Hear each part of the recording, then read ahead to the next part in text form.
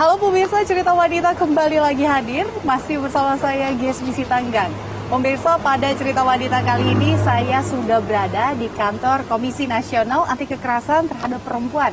Dan hari ini saya akan berbincang-bincang dengan Ketua Komnas Perempuan, yaitu Kak Andi Yetriani, yang saat ini pemirsa sudah ada di sebelah saya.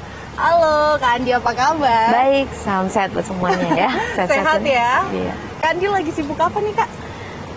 Sebenarnya saya baru pulang dari daerah, habis pemantauan dari pelaporan warga dan juga memang baru pulang dari Sumba untuk melihat bagaimana upaya untuk mencegah pemaksaan perkawinan di sana.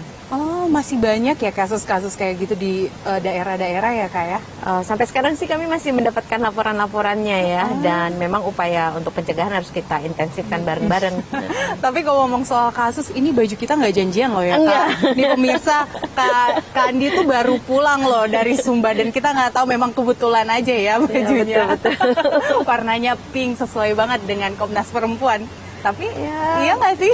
Sebenarnya warna apa aja Warna baik apa aja aja ya? ya, baik apa aja. Tapi memang kayak sering di warna pink itu untuk perempuan, ya nggak sih Kak?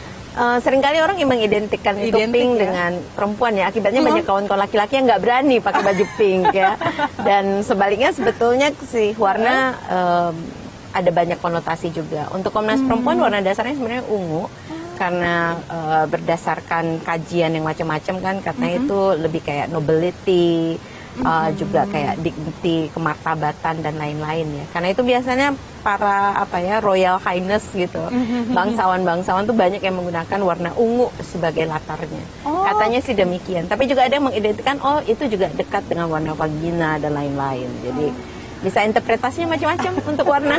Baru tahu loh beneran. Baru tahu kalau ternyata itu warna dasarnya Komnas Perempuan itu justru ungu. Tapi ngomong-ngomong soal yang Kak Andi tadi ke Sumba, cerita dong Kak, gimana sih waktu di sana?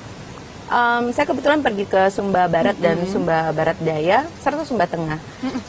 Memang ini adalah 3 kabupaten dari 4 kabupaten di Kepulauan Sumba. Kita juga sama-sama memeriksa bagaimana layanan yang tersedia selama ini untuk upaya penanganan perempuan korban kekerasan. Apakah sudah ada P2T P2A-nya atau pusat layanan terpadunya. Dan karena ada perkembangan kabupaten ya, jadi misalnya untuk Polres di Sumba Barat, dia juga melayani Sumba Barat Sumba Tengah, maaf. Lalu sampai sekarang kejaksaan dan pengadilannya semuanya masih di Sumba Barat gitu, untuk Sumba Barat Daya dan Sumba Tengah. Akibatnya memang biaya ya untuk penanganan kasus itu relatif lebih mahal ketika mereka harus berjarak ya, harus lintas kabupaten gitu.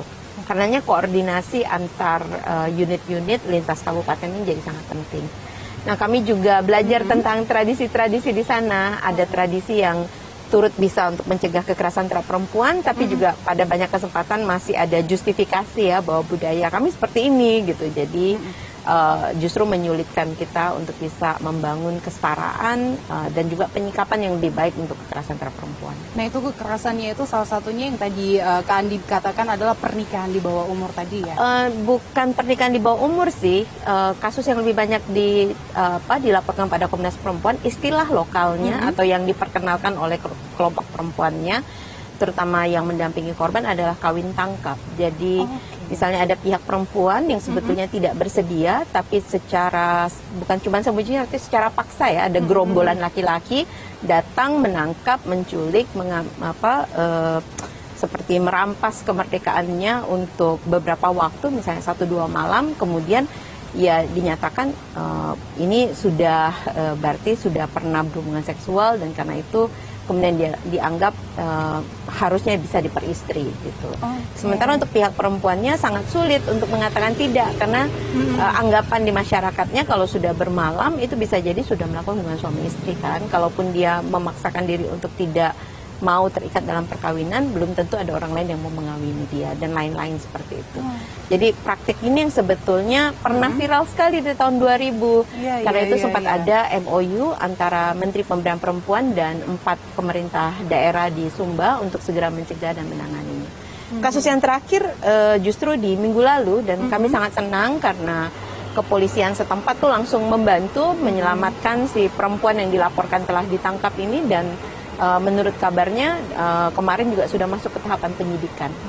Iya, Kak Andi, kalau untuk kawin tangkap, ini kan biar sekaligus untuk mengedukasi pemirsa juga sebenarnya untuk adat kawin tangkap itu yang mereka jelaskan itu seperti apa sih? Seorang anak perempuan ditangkap langsung dibawa atau seperti apa? Bisakah mereka ada salah satu kasus itu si perempuannya melepaskan diri atau lolos dari tangkapan atau seperti apa, Kak? Kalau sebetulnya secara budaya ya dan adat di sana, pernikahan itu kan sesuatu yang sakral dan diharapkan diikuti oleh kedua belah pihak dengan kesukarelaan karena itu sebuah peristiwa yang membahagiakan ya, bukan saja untuk pihak laki-laki dan perempuannya tapi untuk kedua belah pihak keluarga besar gitu. Nah, juga pada saat yang bersamaan ada kemungkinan salah satu pihak tidak mau perkawinan tersebut. Bisa jadi pihak si perempuannya yang tidak mau tapi pihak laki-lakinya yang mau atau kebalikannya. Tapi juga ada kesempatan di mana kedua keluarga besar bersedia, tapi anak-anaknya nggak mau. Jadi yang dipaksakan adalah anaknya. Bisa juga salah satu anaknya.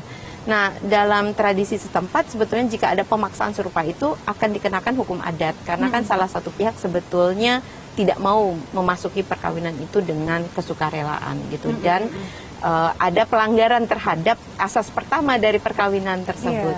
Nah, yang menarik sebetulnya praktik ini kalau kita menggunakan hukum nasional, saat ini kan sudah ada Undang-Undang Tindak Pidana Kekerasan Seksual yang baru saja disahkan pada bulan Mei itu. Nah, dia bisa masuk ke dalam pasal tentang pemaksaan perkawinan gitu sebetulnya. Hanya saja memang masih banyak menganggap bahwa ini sebetulnya kan suka sama suka gitu. Bagaimana bisa kita bilang orang suka sama suka ketika kita lihat bahwa untuk hadir ke perkawinan itu satu perempuan ditangkap beramai-ramai oleh segerombolan laki-laki dan tidak memiliki daya untuk melarikan diri secara sendiri kan. Gitu. Jadi sama aja kalau kita bilang untuk kasus saat ini itu dia kasus pelecehan, bisa dikatakan kasus pelecehan terhadap perempuan tapi berkedok adat nggak sih, Kak? Atau seperti agak apa? Kalau mungkin dulu kita bisa nyebut itu, tapi sekarang dengan Undang-Undang Tindak Pidana Kekerasan Seksual kita perlu pasti mana penggunaan kata pelecehan ya, karena dia punya implikasi hukumnya kemudian. Jadi yang sedang terjadi di sini adalah pemaksaan perkawinan. Jadi seseorang dipaksa untuk memasuki institusi itu. Perkawinan anak juga bagian dari sana. Pemaksaan perkawinan juga macam-macam ya. Di daerah lain ada juga yang mempraktikkan misalnya orang tua yang punya hutang, terus orang tua kemudian menggunakan anaknya untuk membayar hutang. Ini kasusnya kayak dahulu apa ya namanya itu, Datuk Maringgi ya, gitu kan misalnya. Itu juga masih ada dilaporkan juga.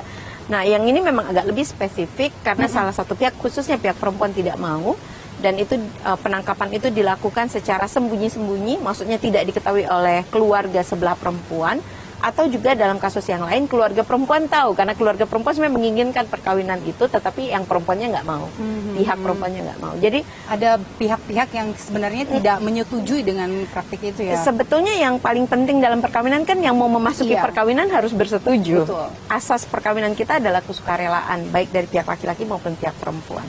Nah, dalam relasi sosial kita, perempuan ini kan seringkali dianggap sebagai pihak yang diampukan, yang akan mengambil keputusan tuh bukan si perempuannya, tapi bisa jadi ayahnya, saudara laki-lakinya, keluarga besarnya gitu. Sehingga kemerdekaan dia untuk mengatakan bersedia atau tidak bersedia masuk ke perkawinan itu kerap kali dianggap bukan sesuatu yang paling utama. Kalau dianggap perkawinan ini akan menguntungkan keluarga besar atau bagian dari keluarga, bisa jadi malah dia seolah-olah dijebak ya, atau dipaksakan untuk menikah itu. Oke, baik. Kandi, nanti kita lanjutkan lagi obrolan ini, kita jeda terlebih dahulu. Pemirsa tetaplah bersama kami di Cerita Wanita.